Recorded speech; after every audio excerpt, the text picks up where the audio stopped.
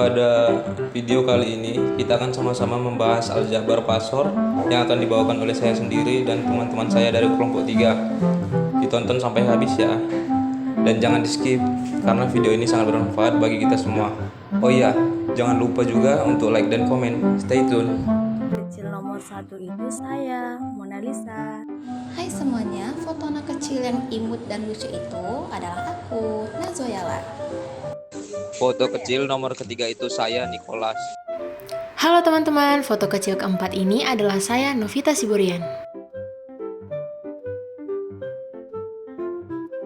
Halo, foto kelima anak kecil itu adalah saya, Nur Aisyah Purutarigan. Halo, foto anak kecil yang keenam itu adalah Okta. Bye-bye. Dan halo semuanya, untuk foto yang terakhir adalah saya, Puput. Saya selaku moderator akan memberitahu fokus materi kita pada hari ini, yaitu yang pertama, apa itu aljabar pasor dan pasor. Kedua, bagaimana representasi pasor dari arus bolak-balik. Tiga, apa saja yang termasuk besaran-besaran vektor.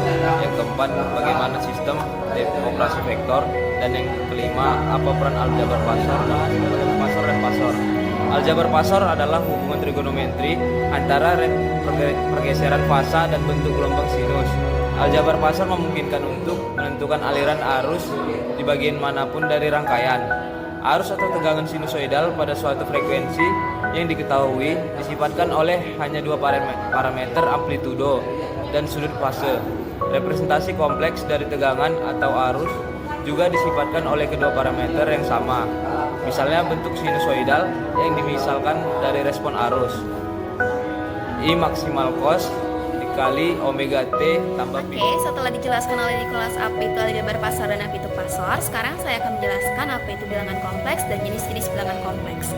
Nah, bilangan kompleks adalah bilangan yang terdiri dari dua jenis bilangan, yaitu bilangan real dan bilangan imajiner. Bilangan real adalah bilangan nyata dan bilangan imajiner adalah bilangan hayal. Oke, setelah saya membahas apa itu bilangan kompleks, saya akan membahas bentuk-bentuk dari bilangan kompleks. Bilangan kompleks sendiri terbagi menjadi dua bentuk, yaitu bentuk polar dan bentuk eksponensial. Nah, pertama-tama saya akan membahas tentang rumus dari bentuk polar. Bentuk polar sendiri dirumuskan sebagai Z sama dengan R sudut theta apabila X sama dengan R cos theta, di mana R sama dengan akar dari X kuadrat ditambah Y kuadrat. Dan apabila Y sama dengan R sin theta, maka theta sama dengan tan minus 1 dikali X per Y. Selanjutnya kita beralih ke bentuk eksponensial. Dalam bentuk eksponensial sendiri, Z atau bilangan kompleks sama dengan R dikali E pangkat J Kita theta. masuk ke submateri yang kedua, yaitu representasi pasor dari arus bolak-balik. Nah, di sini kita akan familiar dengan yang namanya sinyal sinusoidal dan beberapa komponennya, yaitu amplitudo, frekuensi, dan sudut fasa. Nah, jika sinyal sinusoidal di sini disebut sebagai besaran vektor, maka sifat vektornya yaitu panjang dan arahnya akan ditunjukkan oleh amplitudo dan sudut fasa. Terdapat dua gambar, yang dimana gambar A adalah garis vektor yang berotasi dan gambar B-nya adalah proyeksi vertikalnya. Nah, pada gambar di atas, gelombang sinus diproyeksikan dalam sumbu X dan Y, di mana sumbu X positif disebut sebagai sumbu referensi atau sumbu acuannya.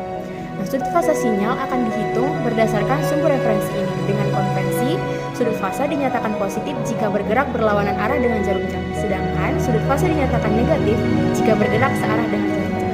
Gambar yang mana gambar yang pertama adalah hubungan tegangan dan arus untuk sebuah resistansi serta diagram fasornya. Nah, dua gelombang sinusoidal di sini dengan frekuensi yang sama akan diplot terhadap waktu. Perbedaan fasa yang terjadi antara dua gelombang tersebut akan tetap sama secara terus-menerus atau sepanjang waktu. Nah, dari pembahasan materi sebelumnya juga telah dijelaskan bahwa tegangan sinus yang diberikan pada sebuah resistor akan menghasilkan arus yang sepasa dengan tegangannya. Sebaliknya, untuk sebuah kapasitansi, arus mendahului tegangan sebesar 90 derajat. Sedangkan untuk sebuah resistansi, tegangan yang mendahului arus sebesar 90. Ini dapat dilihat pada gambar 1 dan 2 di sini, di mana gambar satunya adalah hubungan tegangan dan arus untuk sebuah kapasitansi serta diagram fasornya, dan gambar yang kedua adalah hubungan tegangan dan arus untuk sebuah induktansi serta diagram fasornya. Dari gambar 1 dan 2 ini terlihat bahwa pasor arus digambarkan pada sumbu referensi. Inilah yang disebut sebagai pasor referensi. Namun, hubungan pasor referensi juga tergantung pada konfigurasi rangkaian. Untuk rangkaian seri, arus digunakan sebagai pasor referensinya, sedangkan untuk rangkaian paralel, tegangan yang digunakan sebagai pasor Di referensi. video kali ini saya akan menjelaskan tentang besaran-besaran vektor dan sistem operasi vektor.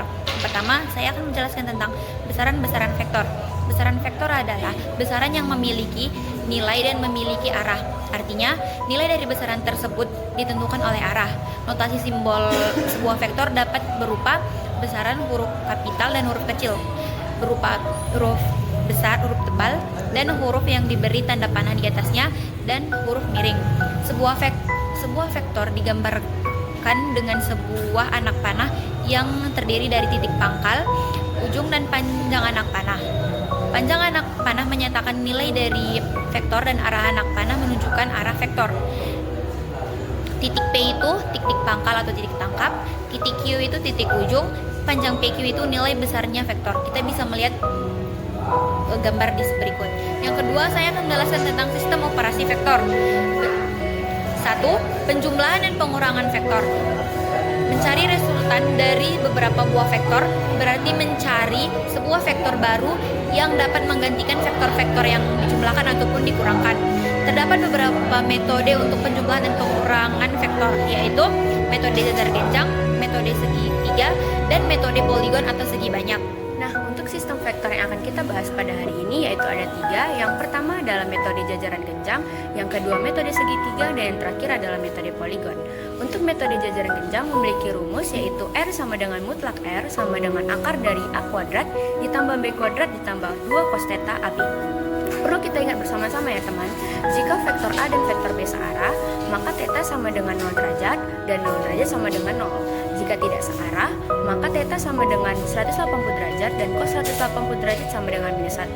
Dan yang terakhir, jika vektor A dan vektor B saling tegak lurus, maka cos theta sama dengan 90 derajat dan 90 derajat sama dengan 0. Untuk soal yang akan kita bahas, terdapat 3 buah vektor yang seperti ada di atas. Yang pertama adalah A sama dengan 3i ditambah C, dan B adalah minus 2i, dan yang terakhir adalah C, i ditambah 2c. Nah, kita akan menjumlahkan ketiga buah vektor menggunakan rumus yang pertama yaitu R sama dengan A ditambah B ditambah C, yang menghasilkan 2i ditambah 3c. Lalu kita akan menentukan besaran vektor R. R sama dengan mutlak R sama dengan akar dari 2 kuadrat ditambah 3 kuadrat sama dengan akar 13 satuan. Terus kita akan menentukan arah vektor R. Tan theta sama dengan mutlak J per mutlak I sama dengan 1,5. Jadi theta sama dengan arcus tangen 1,5 menentukan jumlah yaitu 56,3 derajat. Nah, vektor selanjutnya ada metode segitiga. Metode segitiga ini dinyatakan dengan R sama dengan A dikurang B. Hanya saja vektor B ini berlawanan arah dengan vektor B yang sekarang. Dan metode yang terakhir yaitu seperti yang saya bilang yaitu metode poligon.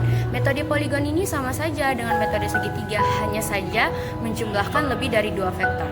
Kita akan membahas soal yang ada di atas, menjumlahkan 3 buah vektor A, B, dan C. Resultan R itu adalah R sama dengan A ditambah B ditambah C.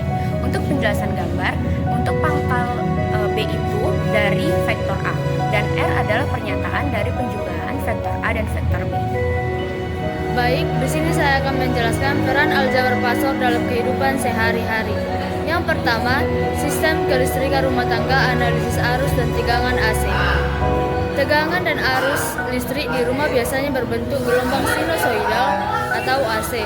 Dengan aljabar pasor, insinyur dapat menganalisis hubungan antara tegangan, arus dan impedansi atau resistansi, kapasitansi, dan induktansi untuk memastikan sistem kelistrikan bekerja dengan efisien dan aman. Yang kedua, desain dan operasi jaringan listrik. Pada desain dan operasi jaringan listrik terbagi menjadi 2 bagian yaitu distribusi listrik dan pengendalian power factor. Pada distribusi listrik, jaringan pasor digunakan untuk menganalisis jaringan listrik termasuk stabilitas daya, pembagian beban dan perhitungan kehilangan daya.